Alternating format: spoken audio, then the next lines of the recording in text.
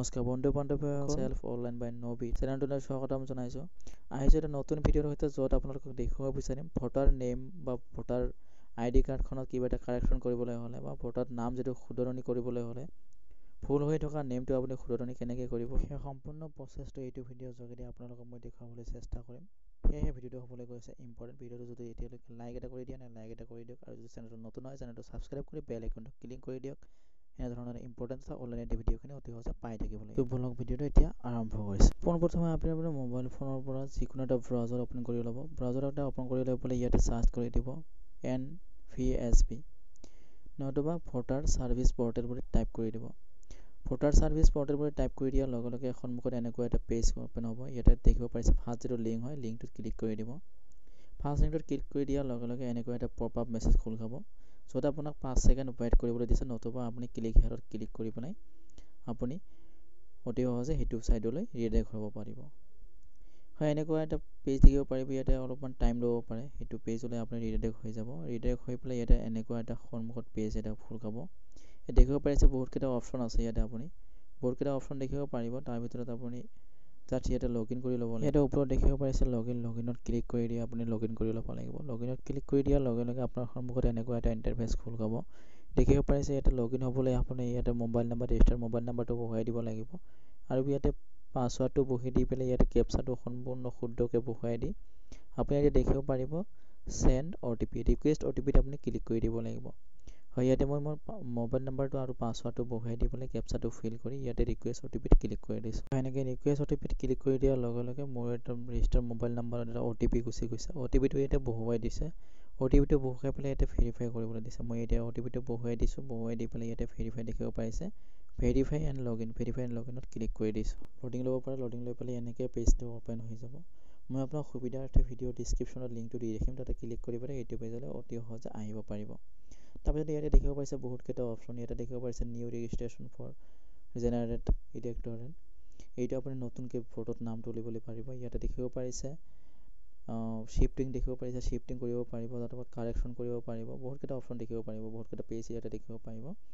তাৰপিছত ইয়াতে দেখিব পাৰিব ভিডিঅ'ৰ যোগেদি আমি জানিব পাৰিম যে আপুনি কাৰেকশ্যন কেনেকৈ কৰিব পাৰে। তাৰপিছত ইয়াতে দেখিব পাৰিছে ফৰ্ম 8, ফৰ্ম 8ত আপুনি ক্লিক কৰি দিয়ক। ক্লিক কৰি দিয়াৰ লগে লগে আপোনাৰ সন্মুখত এনেকুৱা এটা ইণ্টাৰফেচ দেখিব পাৰিব। ইয়াতে দেখিব পাৰিছে এপ্লিকেশ্যন ফৰ চেল্ফ নে আদাৰ্ছৰ কাৰণে কৰিব বিচাৰে। ইয়াতে আদাৰ্ছটো ক্লিক কৰি ল'ব।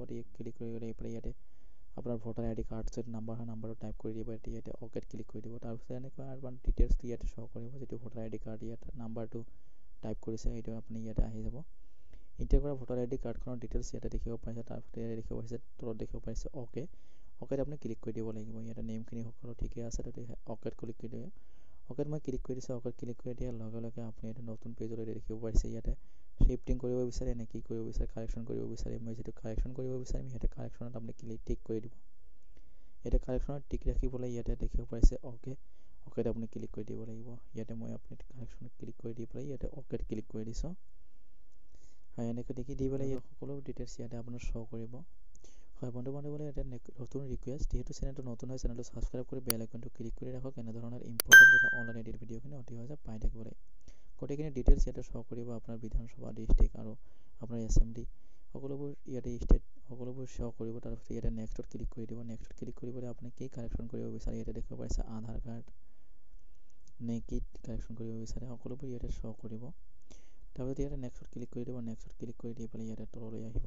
নেক্সটত ক্লিক কৰিলেহে আপুনি তললৈ আহিব পাৰিব, নেক্সট অপশ্যনলৈ আহিব পাৰিব। নেক্সটত ক্লিক নকৰিলে আপুনি তললৈ আহিব নোৱাৰে। যদি ইয়াতে আপুনি মোবাইল নাম্বাৰ আপডেট কৰিব বিচাৰে, নতুবা আপোনাৰ জেণ্ডাৰটো চেঞ্জ কৰিব বিচাৰে, জেণ্ডাৰটো আপোনাৰ ইয়াতে ভুল হৈ আছিলে, তেতিয়াহ'লে শুধৰণি কৰিব বিচাৰে কৰিব পাৰিব। মই যেতিয়া মোবাইল নাম্বাৰটো ইয়াতে মই চেঞ্জ কৰিব বিচাৰিছোঁ, ইয়াতে মোবাইল নাম্বাৰটো ইণ্টাৰ কৰি দি পেলাই ইয়াতে দেখিব পাৰিছে চেণ্ড OTP। চেণ্ড OTPত আপুনি ক্লিক কৰি দিব লাগিব। চেণ্ড OTPত ক্লিক কৰি দিয়াৰ পিছতে আপোনাৰ মোবাইলত এটা OTP আহিব। OTPটো অহাৰ লগে লগে আপুনি এতিয়া দেখিব পাৰিছে ভেৰিফাইত আপুনি ক্লিক কৰি দিব লাগিব। ইয়াতে মই OTPটো বহুৱাই দিছোঁ। বহুৱাই দি পেলাই ইয়াতে ভেৰিফাইত ক্লিক কৰি দিছোঁ। ক্লিক কৰি দিয়াৰ পিছতে OTP ভেৰিফাই হোৱাৰ পিছতে ইয়াতে দেখিব পাৰিছে যিটো নেক্সট হয়, নেক্সটটো ইনেবল হৈ যাব আৰু নেক্সটত ক্লিক কৰি আপুনি তললৈ আহিব পাৰিব। হয়, এনেকৈ আপুনি মোবাইল নাম্বাৰটো আপডেট কৰিব বিচাৰে, যদিহে কৰিব বিচাৰে তেতিয়াহ'লে কৰিব পাৰিব, আৰু যদি নেম কাৰেকশ্যন কৰিব বিচাৰে তেতিয়াহ'লে নেম কাৰেকশ্যন কৰিব পাৰিব। আৰু লগতে ৰিকুৱেষ্ট কৰিব বিচাৰিম বন্ধু বান্ধৱীসকলে, ভিডিঅ'ৰ ডিছক্ৰিপশ্যনত আমাৰ হোৱাটছআপ গ্ৰুপৰ লিংক আছে, লিংকত ক্লিক কৰি আপুনি হোৱাটছআপ গ্ৰুপত জইন হ'ব পাৰিব। তাৰপিছত ইয়াতে নেক্সটত ক্লিক কৰি পেলাই ইয়াতে আপোনাৰ ডিক্লাৰেশ্যনত আপুনি ডেটটো দিয়া থাকিব। ইয়াতে প্লেচটো আপুনি টাইপ কৰি দিব, প্লেচটো এণ্টাৰ কৰি দি পেলাই ইয়াতে দেখিব পাৰিব নেক্সটত আপুনি ক্লিক কৰি দিব লাগিব। হয়, ইয়াতে প্লেচটো দি দিছোঁ, প্লেচটো দি পেলাই ইয়াতে নেক্সটত ক্লিক কৰি দিম। কমেণ্টত জনাব পাৰিব আপুনি কোন ঠাইৰ পৰা এইটো এপ্লাই কৰি আছে বা কোন ঠাইৰ পৰা চাই আছে, আপুনি কমেণ্টত জনাব পাৰিব। হয়, তাৰপিছত নেক্সট ক্লিক কৰি কেপচাটো যেনেকৈ আছে কেপচাটো তেনেকৈ ফিল কৰি দিব, চেম টু চেম ফৰ্মটো ফিল কৰি দিব, ভুল নকৰিব। তাৰপিছত আপুনি ইয়াতে কেপচাটো টাইপ কৰি দি পেলাই ইয়াতে দেখিব পাৰিছে প্ৰিভিউ এণ্ড ছাবমিট ক্লিক কৰি দিয়ক। ক্লিক কৰি দিয়াৰ লগে লগে আপোনাৰ ফৰ্মখন যেনেকৈ ফিল আপ কৰিছিলে আপুনি ইয়াতে দেখিব পাৰিছে তেনেকৈ ইয়াত শ্ব' হ'ব।